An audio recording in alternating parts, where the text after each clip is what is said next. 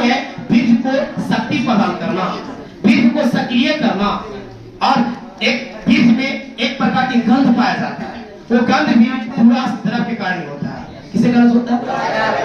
अब मेरे प्यारे बच्चों नीचे आओगे, एक और ग्रंथि, उसका नाम है कॉपर ग्रंथि। कॉपर ग्रंथि क्या कहता है कि क्षारीय द्रव स्रावित करता है। ये द्रव का काम है कि जैसे ही वीर्य को मादा की योनि में भेजा जाता है तो मादा की योनि में जो अम्लीयता होती है उसे नष्ट करता है और वीर्य यानी शुक्राणु को मारने से क्या करता है?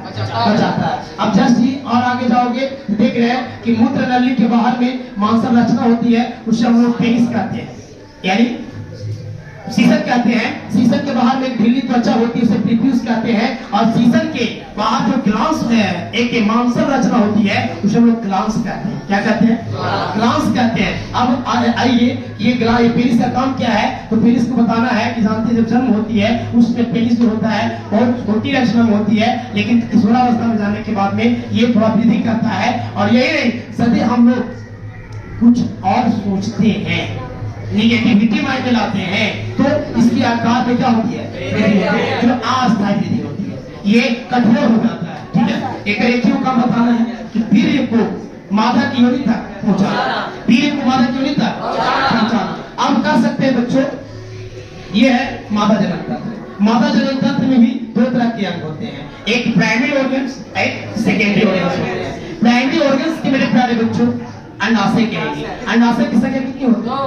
अंडाशय की संख्या कितनी होती है? दो होती है। और अंडाशय में ही अंडाणु का निर्माण होता है, अंडाशय में अंडाणु का निर्माण होता है। अब ये मेरे प्यारे बच्चों इससे जो अंडाशय से अंडाणु बाहर निकलते हैं वो अगतिशील होते हैं।